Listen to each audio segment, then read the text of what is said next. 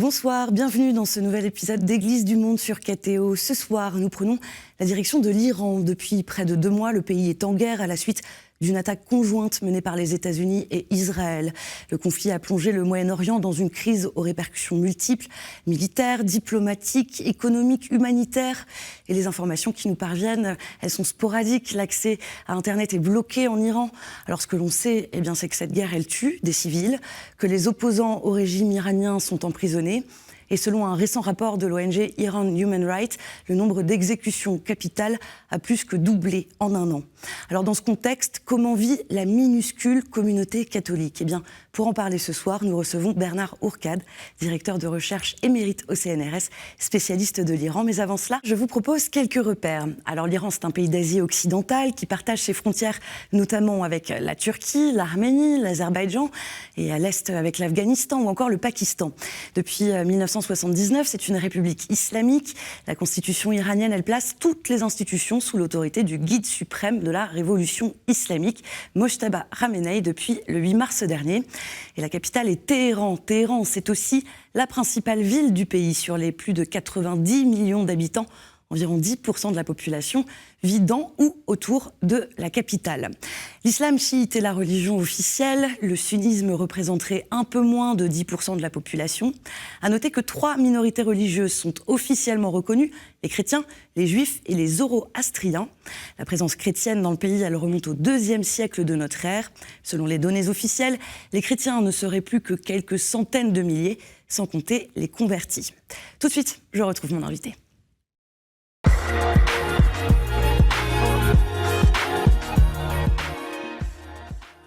Bernard Hourcade, bonsoir. Bonsoir. Merci d'être avec nous sur le plateau d'Église du Monde. Vous êtes géographe, je le disais en introduction, et vous êtes le directeur de recherche émérite au CNRS dans l'équipe de recherche Monde iranien et indien. Vous travaillez depuis de très nombreuses années sur l'Iran.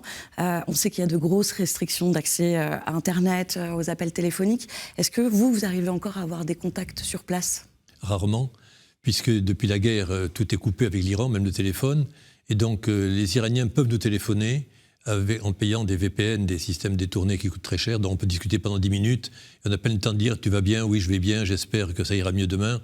Mais pas d'informations suivies. Et surtout, depuis des années, personne ne peut aller en Iran. Les journalistes, évidemment pas. Les universitaires non plus. Les centres de recherche sont fermés. Donc, les connaissances ordinaires, tous les réseaux de relations qu'il y avait sont extrêmement réduits et très ténus. Et c'est un grave problème, cela. Alors on va revenir sur le contexte actuel, mais avant un mot brièvement du contexte historique. Les chrétiens qui sont aujourd'hui minoritaires, mais historiquement l'Iran c'est l'un des premiers pays chrétiens du monde, évangélisés par saint Thomas dès le IIe siècle. Qui sont aujourd'hui les catholiques d'Iran pour bien comprendre ? Alors, les catholiques d'Iran sont une infime minorité infinitésimale. Mais il faut bien se mettre dans la tête que l'Iran, effectivement, vous le disiez, c'est un des premiers pays chrétiens au monde. Quand l'islam est arrivé en Iran au 7e siècle, il y avait environ une centaine d'évêques dans le territoire actuel de l'Iran. C'est un pays chrétien. Et qui ont été massacrés aussi, avec une répression très forte à l'époque pré-islamique, etc. Mais donc l'Église d'Iran, l'Église de Perse, fait partie des piliers du christianisme international et qui a été divisée, comme beaucoup des églises à ce moment-là, en plusieurs tendances, plusieurs groupes. Il n'y avait pas encore d'unité de l'Église autour de Rome, c'était encore assez éclaté. Et l'Église iranienne a toujours été un peu à part, parce qu'elle est effectivement, vous le disiez, en Asie occidentale, et a été en relation évidemment avec l'Ouest, avec Rome, avec Byzance surtout évidemment, mais aussi regardant vers l'Est. Les chrétiens d'Iran ont été les premiers chrétiens à évangéliser la Chine, au 5e, 6e siècle. Donc l'Iran, ce n'est pas un pays étranger pour le christianisme.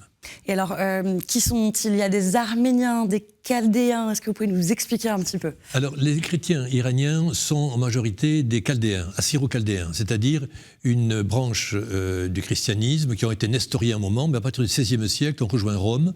Donc, ils sont, pour les catholiques, au moins des catholiques, non pas romains, mais des catholiques orientaux, chaldéens. Donc, en particulier, les prêtres sont mariés, ils ont la liturgie est en araméen, est en syriaque, c'est-à-dire les langues du Christ. Ce n'est pas rien, c'est une certaine fierté pour les chrétiens iraniens de dire que nous parlons la langue que parlait le Jésus-Christ.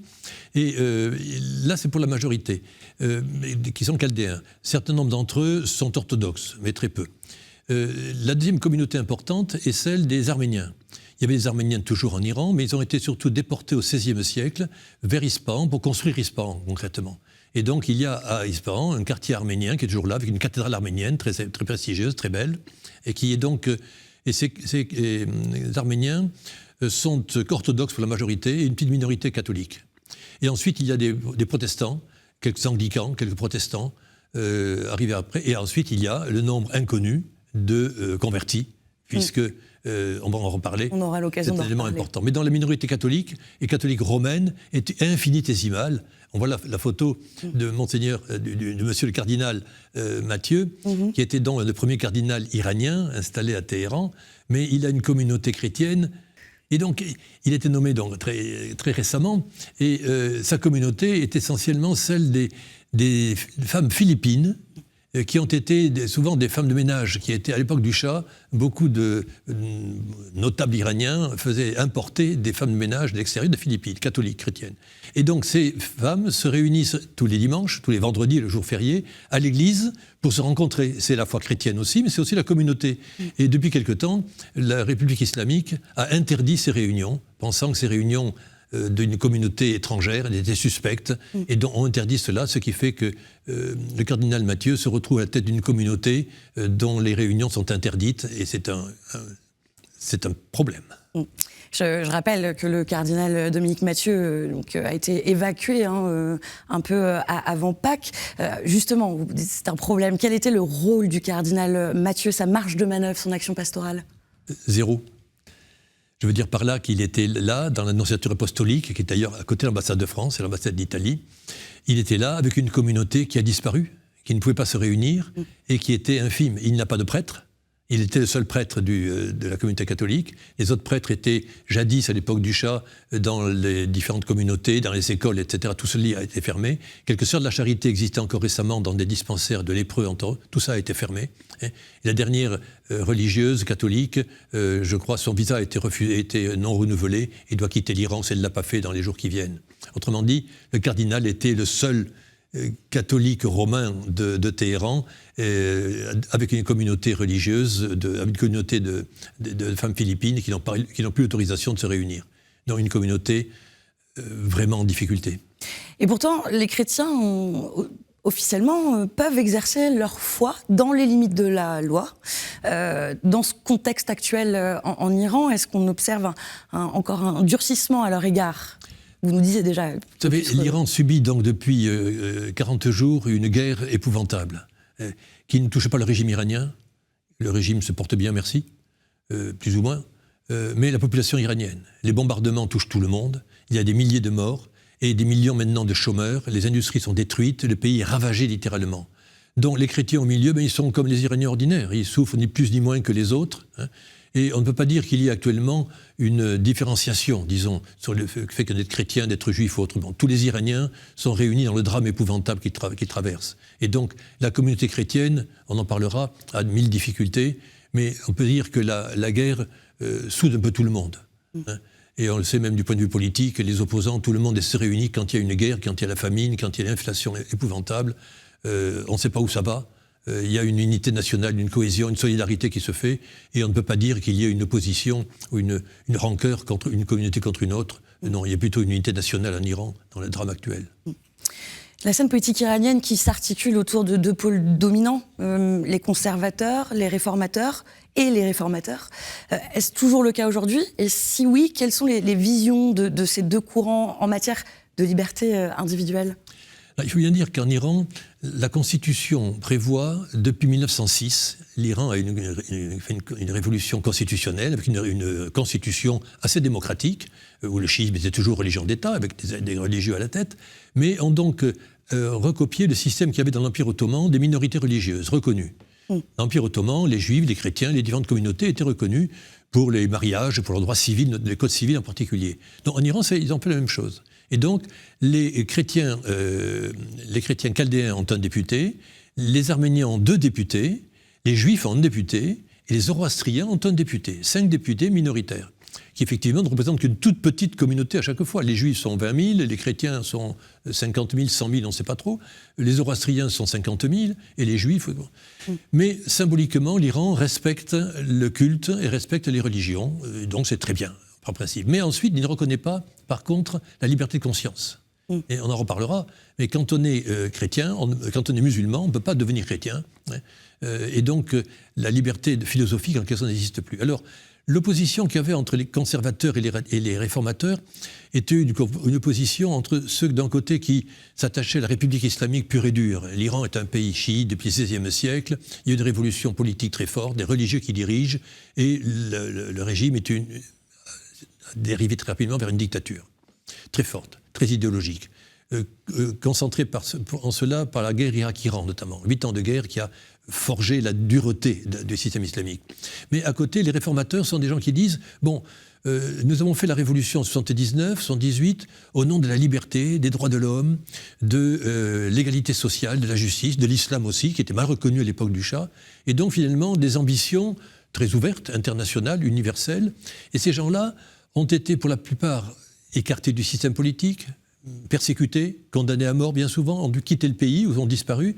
Certains encore dans le système disent « On n'a pas oublié les idéaux de 1978, 1979. Nous avons fait une révolution populaire pour le mieux. » Alors, certes, les difficultés sont là, mais essayons de trouver une solution. Mais le tango qui jouait entre conservateurs et réformateurs fait que ni l'un ni l'autre ne gagnait et que finalement la population iranienne ne voyait pas d'évolution dans cette espèce d'alternance politique qui n'en était pas une jusqu'à maintenant.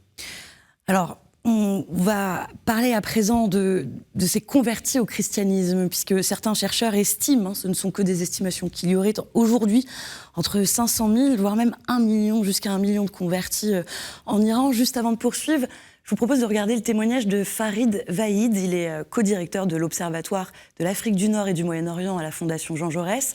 Il est franco-iranien, lui-même converti au catholicisme, et il nous explique sa rencontre avec l'Évangile. Il revient aussi sur cette question très sensible donc des conversions. Ma rencontre, on va dire, avec le christianisme, ça fait d'abord par la lecture de l'Évangile. Donc c'est grâce à mon père qui vient un jour à la maison avec une traduction en persan de l'Évangile. À l'époque, c'était quand même assez interdit, hein. C'est pas quelque chose de très courant. On trouve pas forcément le Nouveau ou l'Ancien Testament traduit en persan dans n'importe quelle librairie. Donc voilà, moi j'ai eu cette rencontre-là. Et la partie frustrante, c'était que voilà, on peut pas en Iran aller plus loin, on va dire, que cette démarche intellectuelle de la lecture. Car voilà, le régime est très sensible à la question de l'évangélisation, des conversions, ou comme ils le disent, du prosélytisme. Donc, si vous êtes né chrétien, si vous êtes né juif, si vous êtes né zoroastrien, vous pouvez continuer dans une certaine mesure, hein, pas non plus en toute liberté, mais on peut continuer à pratiquer sa religion, mais avec toutes les limites qui vont avec.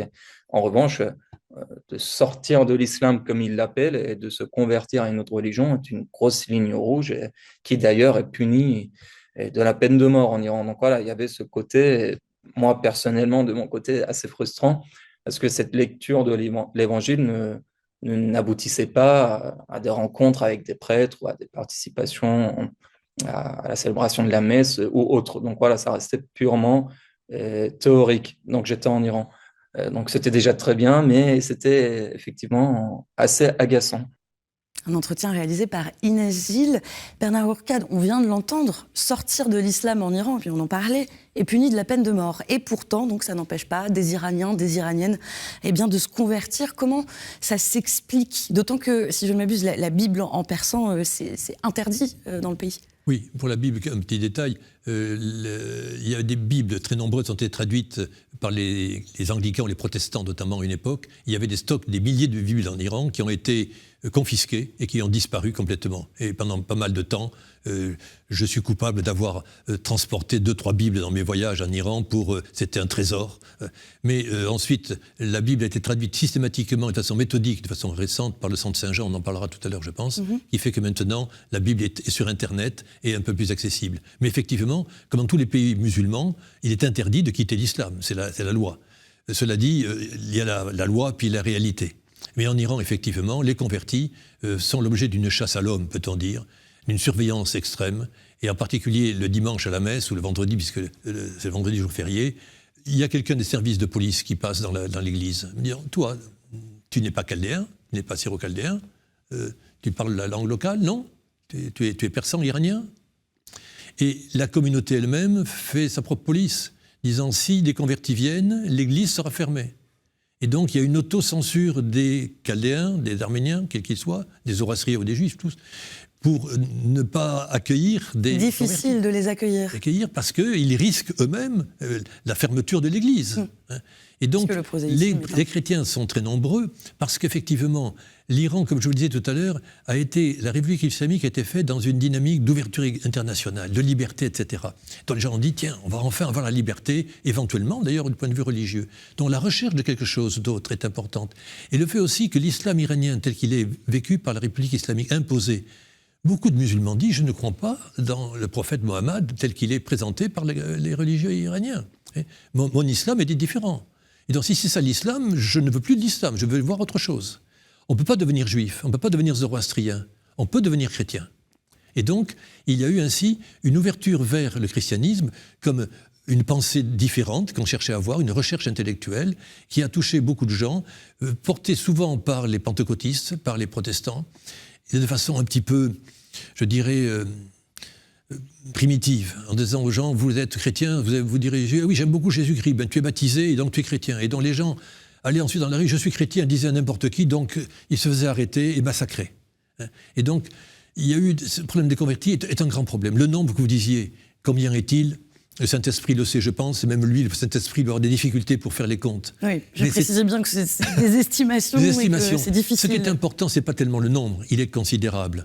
C'est le fait qu'il y a en Iran une volonté de rechercher quelque chose de vrai au niveau de la pensée, au point de vue de la politique, c'est évident, mais au niveau de la pensée. Et l'Iran est un pays qui a toujours été traversé par des courants de pensée non orthodoxes, entre guillemets, et donc l'ouverture au christianisme, par exemple, est effectivement une ouverture qui est considérée comme structurée, intéressante, originale, et qui attire, et c'est normal, un grand nombre d'Iraniens.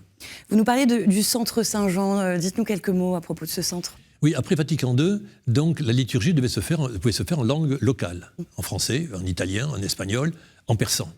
Or, la liturgie chez les Chaldéens est faite en araméen, en syriaque, langue que parlaient jadis les gens, mais ne comprennent plus aujourd'hui, comme le latin chez nous. Mais donc, après Vatican II, il y a eu une politique pour essayer de s'ouvrir à l'Église iranienne en traduisant en persan les textes de l'Évangile. Et donc toute une équipe d'universitaires, d'Iraniens, franco-iraniens, et un prêtre, Pierre Humblot, qui est décédé malheureusement il y a quelques années, était nommé à la tête de ce centre. Et donc pendant des années, ils ont traduit la Bible en persan, avec tous les appareils critiques qu'il fallait pour traduire vraiment en persan compréhensible la Bible, qui maintenant est sur Internet, sur le site catholique, Iran catholique, et va être prochainement imprimée en papier Bible, une vraie Bible traditionnelle, Ancien Testament et Nouveau Testament, qui devrait être disponible. Vous avez une photo là de Pierre Humblot.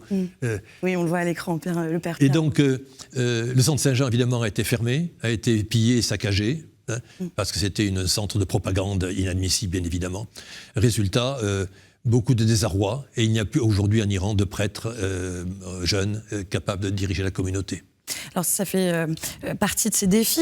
Ça pourrait être anecdotique, mais c'est plutôt très paradoxal. Je voudrais qu'on parle des autorités qui ont dévoilé en octobre dernier une station de métro à Téhéran, la station Sainte-Marie. Oui. Alors ça, pourquoi ?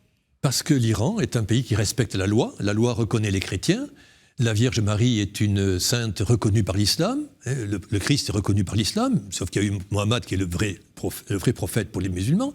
Donc il respecte parfaitement la Vierge Marie.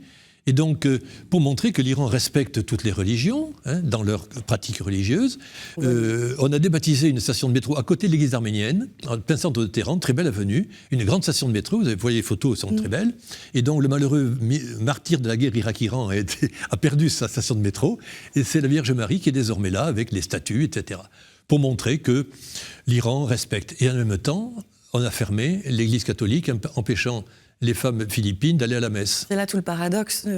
Oui, c'est le paradoxe entre la réalité iranienne et la façade que se donne le gouvernement iranien pour dire je respecte la loi, je respecte tout. Ensuite, des gens abusent et quittent l'islam de façon intempestive, et donc ça, c'est pas admissible. Mais les chrétiens qui sont là, ma foi, pourquoi pas leur donner une station de métro ? Ça montre une certaine hypocrisie, mais aussi, quelque part, une ouverture, parce que les gens qui disent « Ah, la Vierge Marie », mais dans le fond, c'est pas idiot, ça. Ça peut être vraiment une perspective intéressante. Qui c'est au fait de la Vierge Marie? Je serais curieux de savoir ce que c'est. L'ouverture des Iraniens est peut-être incitée, c'est une faute politique qu'ils ont peut-être fait là, en trouvant une porte qu'ils voulaient fermer et verrouiller, mais en fait ils ont ouvert une porte peut-être, parmi lesquelles les Iraniens pourront passer. Depuis le déclenchement de la guerre, de grandes voix catholiques se sont élevées pour dénoncer les ravages. Plusieurs cardinaux américains ont notamment estimé que cette guerre, elle n'était pas moralement légitime. Le pape Léon XIV, il appelle régulièrement à mettre fin au conflit. C'était justement le cas le 7 avril dernier, au cours d'une brève déclaration depuis Castel Gandolfo. Le pape Léon XIV a notamment déclaré que la menace contre le peuple iranien est inacceptable. Écoutez. Breve dichiarazione un po' per fare eco a quello che ho già detto specialmente domenica di Pasqua nel messaggio con Piero Orbi chiedendo la pace. Oggi come tutti sappiamo c'è stata anche questa minaccia contro tutto il popolo di Iran e questo veramente non è accettabile. Qui ci sono questioni certamente di diritto internazionale ma molto di più una questione morale per il bene del popolo completo, intero.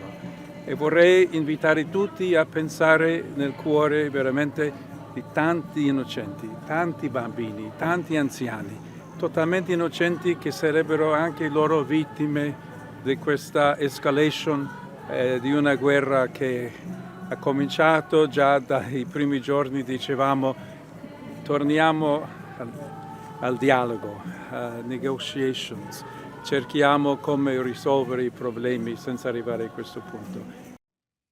Voilà pour ces mots du pape Léon XIV. Les relations diplomatiques entre le Saint-Siège et l'Iran, elles ont été établies en 1954. Elles n'ont jamais été interrompues depuis. De quel ordre sont-elles aujourd'hui? Elles sont très positives sur le plan administratif, mais le problème c'est que la relation avec les communautés chrétiennes et le Vatican, en quelque sorte, non apostolique, n'a pas de relation avec les communautés chrétiennes, c'est trop dangereux, trop difficile.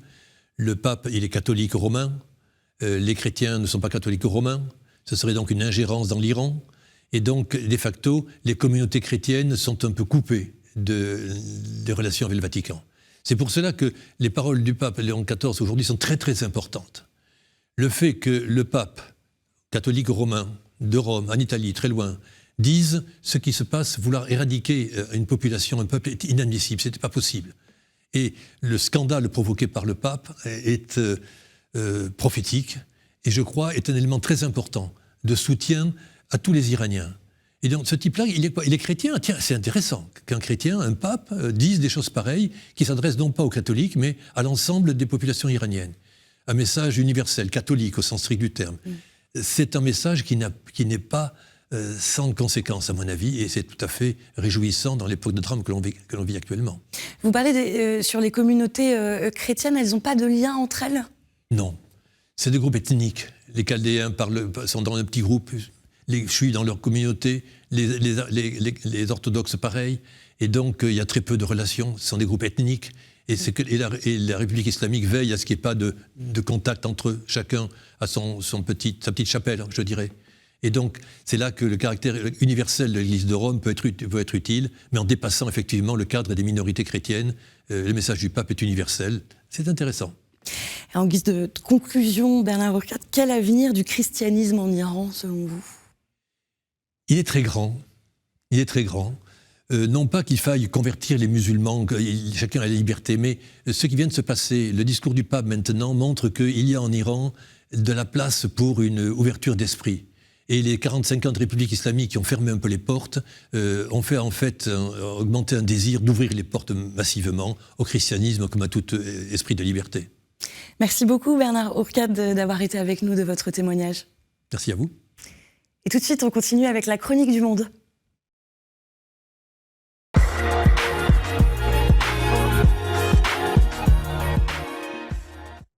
Nous prenons la direction du Tchad où nous retrouvons cette semaine sœur Juliette Gemta, religieuse du Sacré-Cœur de Jésus à N'Djamena. Bienvenue au Tchad, bienvenue au pays de Toumaï, Toumaï qui veut dire espoir de vie.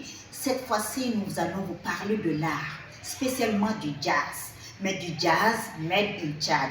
Le Jazz Made in Tchad, c'est un projet initié par un jeune musicien tchadien qui s'appelle Jim Radé, qui est à l'origine de ce projet, Ronel Jazz Tchad Education.